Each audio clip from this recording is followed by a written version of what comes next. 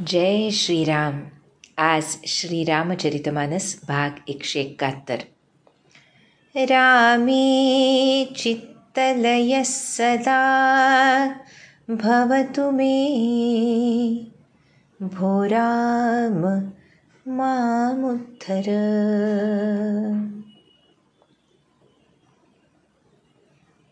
आपल्या आराध्याशिवाय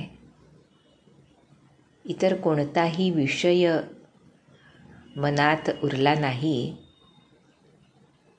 आणि आपल्या आराध्याच्या आनंदाशिवाय, त्याच्या मानसन्मानाशिवाय इतर कशाची चाड जेव्हा उरामध्ये उरत नाही, त्यावेळी चित्ताचा लय हनुमत कृपेनं प्रभुचरणी होतो.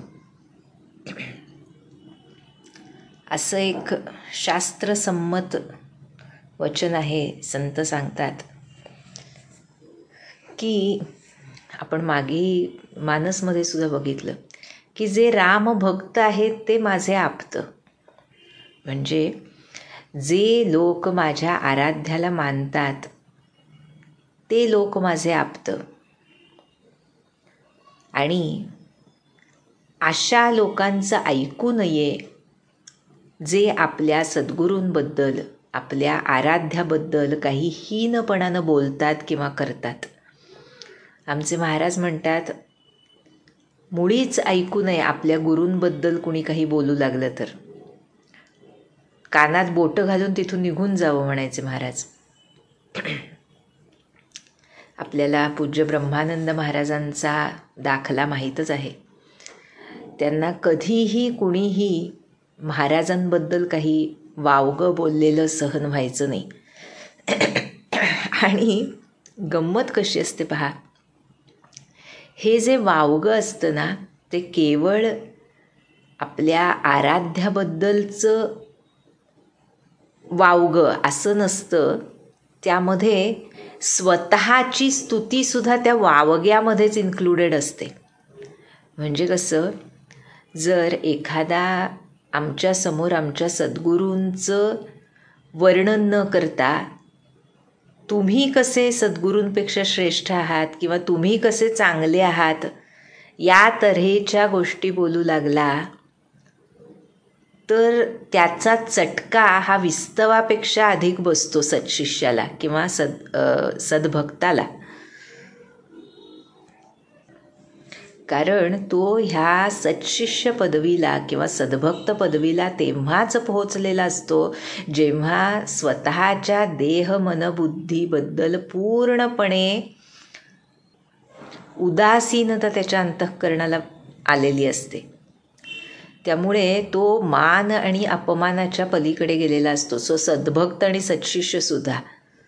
त्यामुळे स्वतःचं कौतुक आणि आराध्याचा फोलपणा जर कोणी बोलू लागलं, त्याबद्दल काही तशी उलट कृती करू लागलं, तर त्याला स्वतःला शिव्या दिल्यापेक्षा अधिक दुःख होतं. हे समजणंच फार अवघड आहे लौकिक दृष्टीनं जगाकडे बघणाऱ्यास. कारण प्रत्येकालाच आपली स्तुती खोल कुठेतरी अंतःकरणामध्ये प्रिय असते. आणि महाराज म्हणतात त्यामुळे तसं खरा शिष्य किंवा खरा भक्त तोच ज्याच्या अंतःकरणाला स्तुती शिवत सुद्धा नाही. त्याच्यासाठी स्तुतीचं किंवा आदराचं एकच स्थान असतं, तिथं त्याचा संबंधच उरत नाही. त्यामुळे भरतासारखा सद्भक्त, शत्रुघ्नासारखा सद्भक्त, त्यांना आपल्याला राज्य देऊन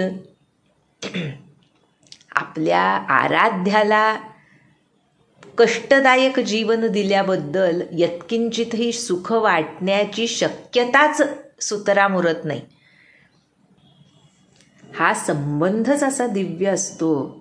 आपल्याला अनेक उदाहरणं सुद्धा ऐकून माहीत असतील. हे भरत शत्रुघ्नाचं सर्वोच्च उदाहरण आहे. पण असे अनेक सत्शिष्य होऊन गेले ज्यांनी, आपल्याला सहज आठवलं, आपले ब्रह्मानंद महाराज तर आहेतच. महाराजांच्या समोर त्यांच्या पाया पडणाऱ्याच्या पाठीत काठी घालायला मागं पुढं बघितलेलं नाही ब्रह्मानंद महाराजांनी. रामकृष्णांचे एक शिष्य होते नाग महाशय म्हणून, तेही असेच होते.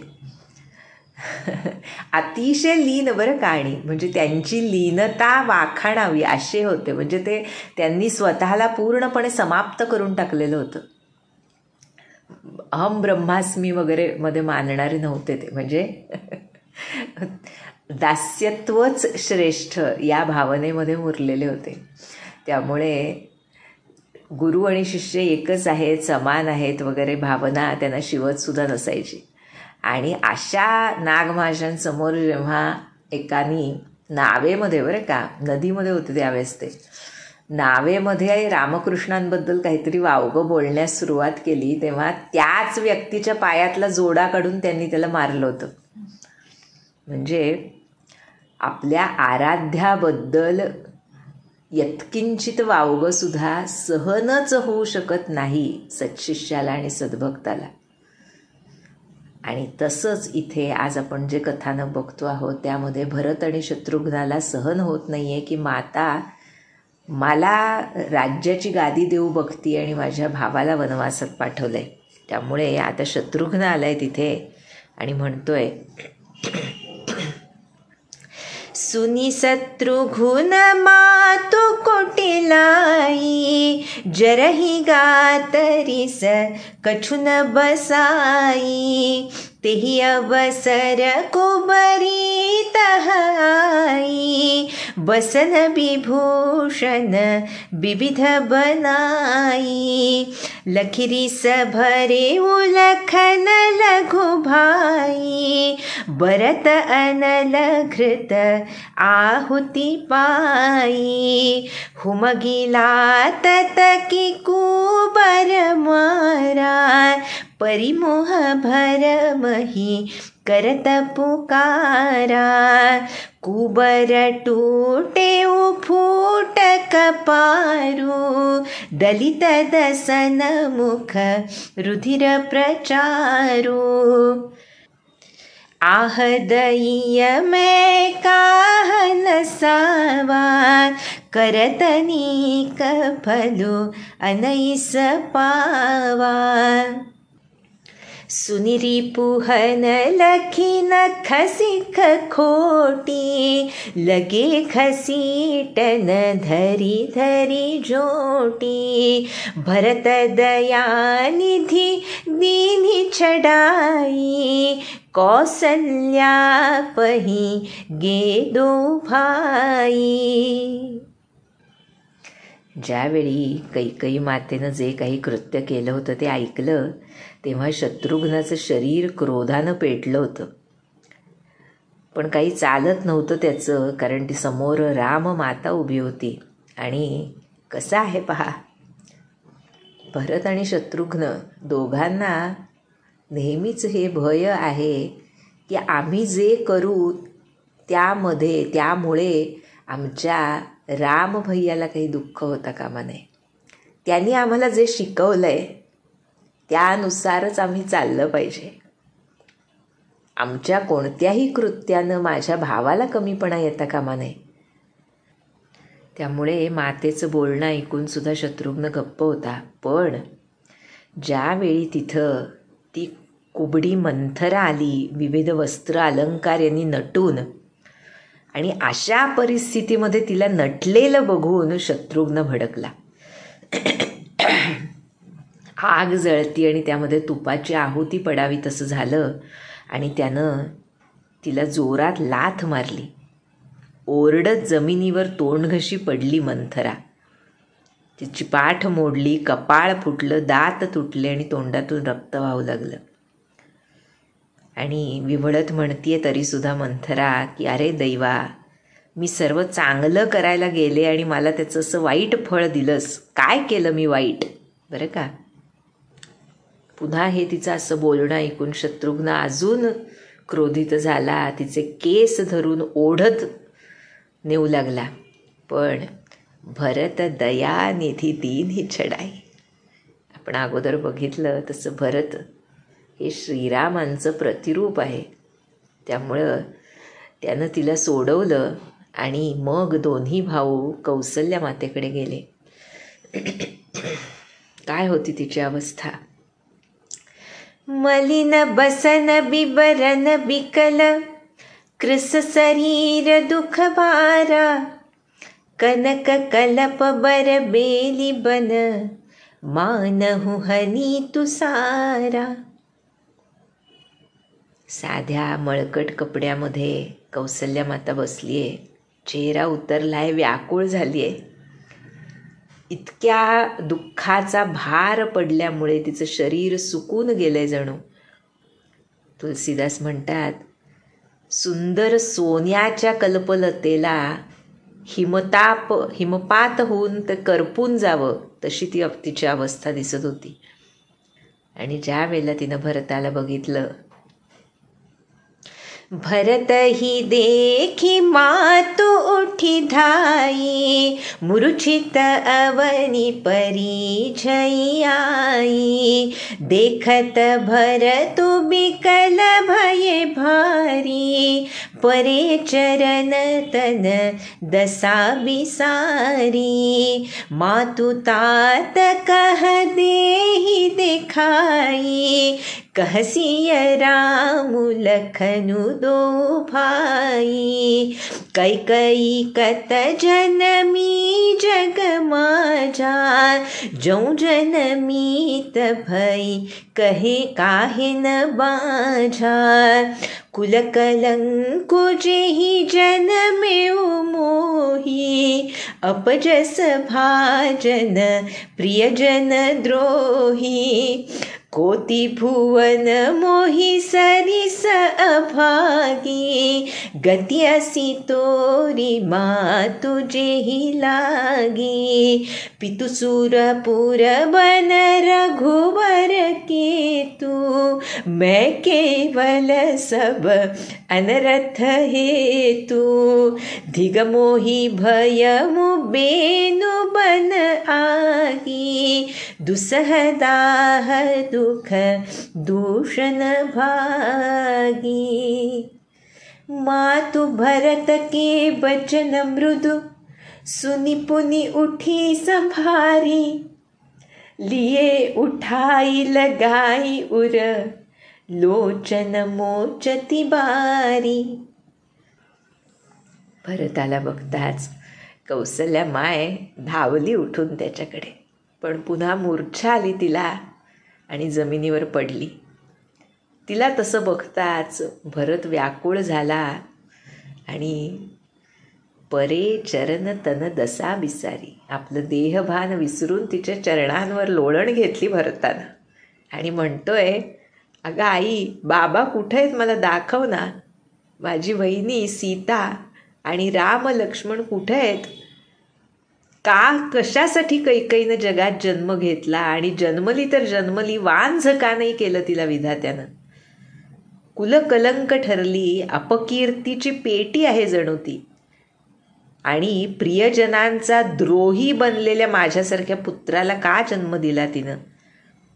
स्वतःला म्हणतोय अपकीर्तीची पेटी मी आहे म्हणतोय, अपजस भाजन प्रियजन द्रोही.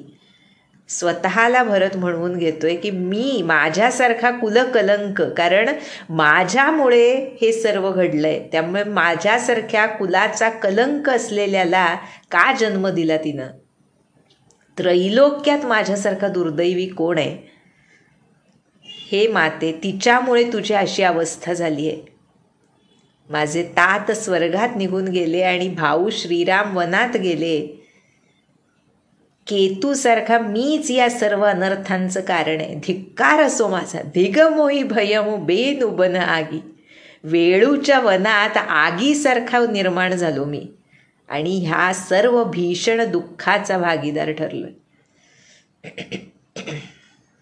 भरताचं हे दीनवाणं बोलणं ऐकून, अतिशय मृदुवाणी ऐकून कौसल्या सावरून उठली.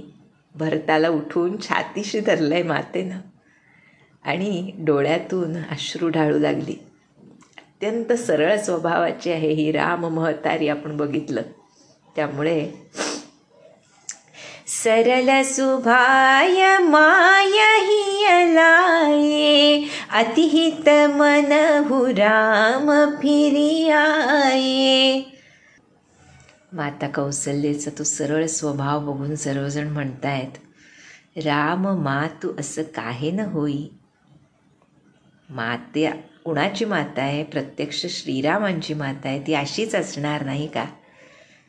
आणि मग माता कौसल्येनं भरताला मांडीवर बसवलंय आणि अश्रू पुसून मृदूपणानं म्हणतेय, हे वत्सा, मी तुझ्यावरून जीव ओवाळून टाकते, पण तू धीर धर बरं. कुसमौ समुझी, वाईट काळ आहे लक्षात घे, आणि काळ आणि कर्म यांची गती अटळ असते हे लक्षात घेऊन दुःख करू नकोस. समजावतीये भरताला की हे बाळा, कुणाला दोष देऊ नकोस. मलाच विधाता सर्व रीतीनं प्रतिकूल झालाय आणि एवढं दुःख देऊन सुद्धा मला जिवंत ठेवलंय. काय आहे त्या विधात्याच्या मनात काय माहीत, म्हणते माता कौसल्या. पण त्यानंतर आपल्या पुत्राची अवस्था कशी होती ह्याचं वर्णन करते श्रीरामांची अवस्था भरतासमोर, बरं का.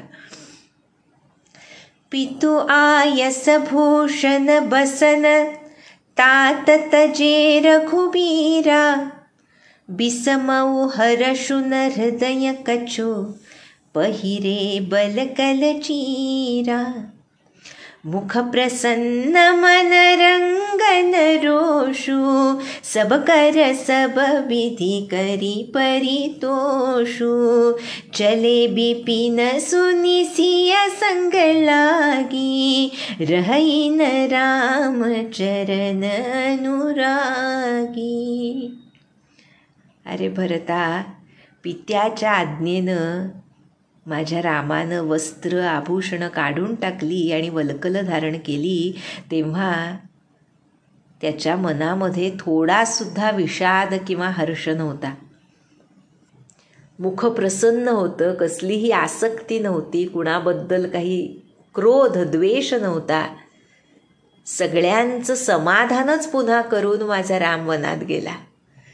आणि पतिचरणांवर प्रेम असलेली सीतासुद्धा त्याच्याबरोबर गेली. तिला कितीही सांगितलं तरी तीसुद्धा मागं राहिली नाही. आणि हे ऐकून सुनतहि लखनु चले उठी साथा, रहहि न जतन किए रघुनाथा. तब रघुपति सबहि सिरुनाई, चले संग सिय अरु लघु भाई. रामु लखनु सिय बनहि सिधाए, गई न संगन प्राण पठाए. यहु सबु भाइन आखिन आगे, तौ न तजातनु जीव अभागे. मोहिन लाजनि जनेहु निहारी, राम सरिस सुत मैं महतारी. जियई मरई भल भूपति जाना, मोर हृदय सत कुलिस समाना.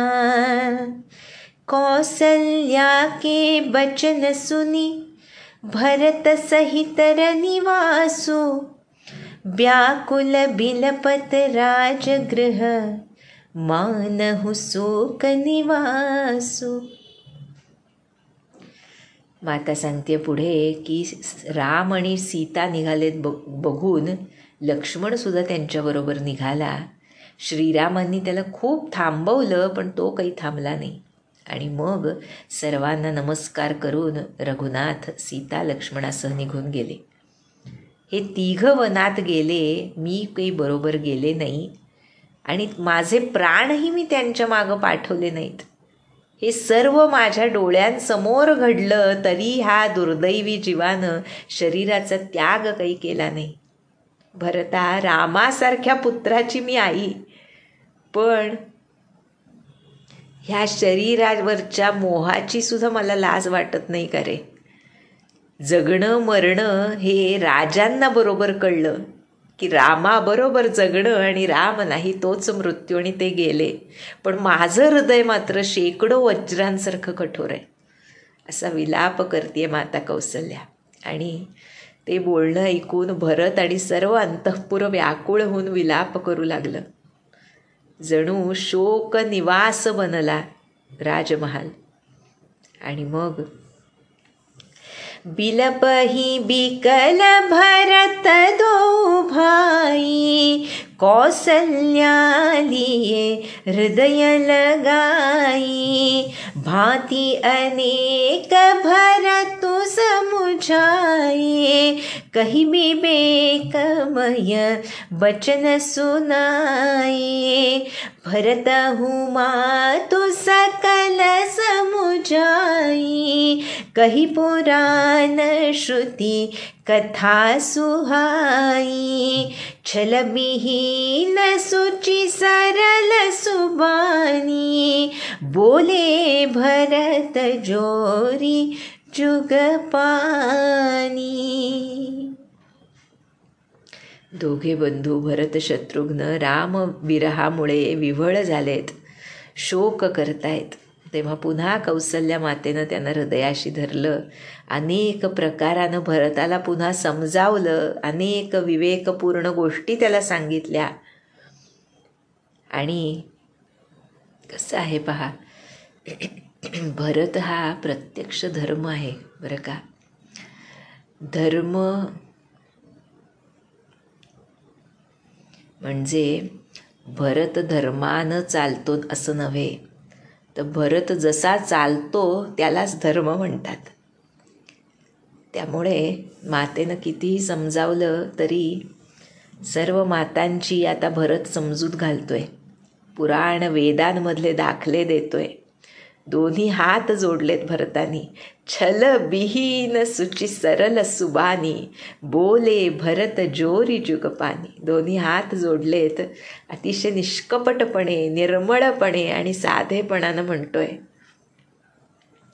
जे अघमातु पिता सुत मारे, गाई गोठ मही सुरपुर जारे, जे अघतीय बालक वध कीन्हे, मीत महीपती माहुर दीन्हे, जे पातक उपपातक अहही, कर्म बचन मन भव कबि कही, ते पातक मोहि हो विधाता, जौ यहु होई मोर मत माता.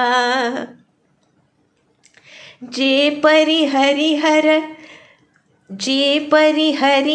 हर चरण, भजहि भूत गण घोरा, तेहि कई गति मोहि देव विधि, जौ जननी मत मोरा. हे माते, माता पिता आणि पुत्र यांना मारण्यामुळं जे पाप लागतं, जे गोशाला जाळल्यानं, विप्रवरांचं नगर जाळल्यानं जे पाप लागतं, जे पाप पत्नी आणि लहान बालक यांची हत्या केल्यानं लागतं, जे पाप मित्र आणि राजाला विष दिल्यानं लागतं, अशा रीतीनं कर्म वचन आणि मन याद्वारे जितकी काही लहान मोठी पापं होतात आणि लागतात असं सांगतात. हे विधात्या, जर या कृत्यामध्ये माझा हात असेल तर ही सर्व पापं मला लागोत. भरत म्हणतोय बरं. भरताला आतमध्ये एकच दाह उसळला की ह्या सगळ्याला मी जबाबदार आहे, आणि त्याच्यासारख्या निष्कपट व्यक्तीला हे सहन करणंच शक्य होईना. त्यामुळे कुठेतरी जरूर नसताना बरं का, कौसल्या मातेच्या मनामध्ये यत्किंचित सुद्धा शंका नाही आहे की हे भरतानं केलं आहे. शक्यच नाही ते. प्रत्यक्ष रामच समजते ती भरताला. पण तरीसुद्धा तिच्या मनामध्ये कुठे शंका आहे का याबद्दल दाह उसळलाय भरताच्या मनात. आणि त्यामुळे तो स्वतःला इथे डिफेंड करतोय की सर्व पाप मला लागोत हे माते, जर यामध्ये माझा हात असेल तर. पुढे म्हणतोय भरत, इथे कशी विविध प्रकारची पापं मला लागोत असं भरत म्हणतोय. भरतासारखा महात्मा त्या काळामध्ये जे बोललं जायचं तसं व्हायचं आपल्याला माहिती आहे.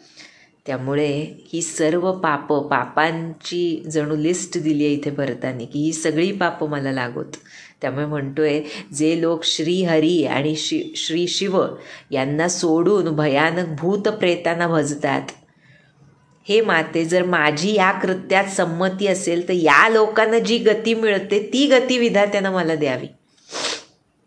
पुढे म्हणतोय, बेचही बेदुधर मुदुहिलेही पिसुन पराय पाप कही देही कपटी कुटिल कलह प्रिय क्रोधी वेद विदूषक विश्व विरोधी लोभी लंपट लोलुपचारा जेता कही परधनु परदारा पावऊँ मैं तिन्ह कै गति घोरा जऊँ जननी यहु सम्मत मोरा जे नहीं साधु संग अनुरागे परमारथ पथ विमुख अभागे जेन भजहि हरि नर तनु पाई जिन्हि न हरि हर सुजसु सोहाई तजि श्रुति पंथु बाम पथ चलही बंच कबीर बेश जगु चलही तिन्ह कई गति मोहि शंकर देऊ जननी जऊ यहु जानो भेऊ. किती त्रास होतो पहा. जो निष्कपट असतो ना त्याला खरं तर काही स्वतःच्या निष्कपटपणाबद्दल सांगण्याची गरजच नसते, पण तरीसुद्धा त्याला सहन होत नाही आपल्या आराध्याच्या दुःखामध्ये लोक मला सहभागी करतायत, हे असह्य आहे भरतासाठी. त्यामुळे म्हणतोय की वेद विकतात जे लोक, धर्माचं शोषण करतात स्वार्थापोटी, लोकांमध्ये भांडणं लावतात, परनिंदा करतात, जे कपटी कुटिल कलहप्रिय क्रोधी आहेत, वेदांची निंदा करणारे आहेत, जगाचे शत्रू आहेत, लोभी आहेत, परधनावर परस्त्रीवर डोळा ठेवणारे आहेत, हे जननी, जर या कृत्यामध्ये माझी संमती असेल तर सर्व वरील भयानक गती मला मिळू देत.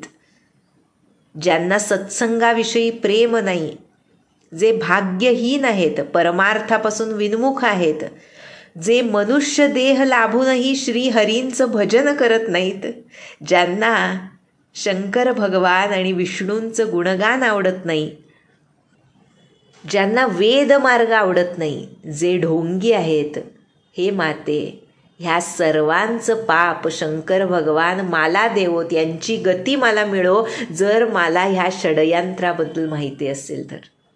आणि हे ऐकून माता कौसल्या म्हणतीये, मातु भरत के बचन सुनी साचे सरल सुभाय कहती राम प्रियतात तुम सदा बचन मन काय.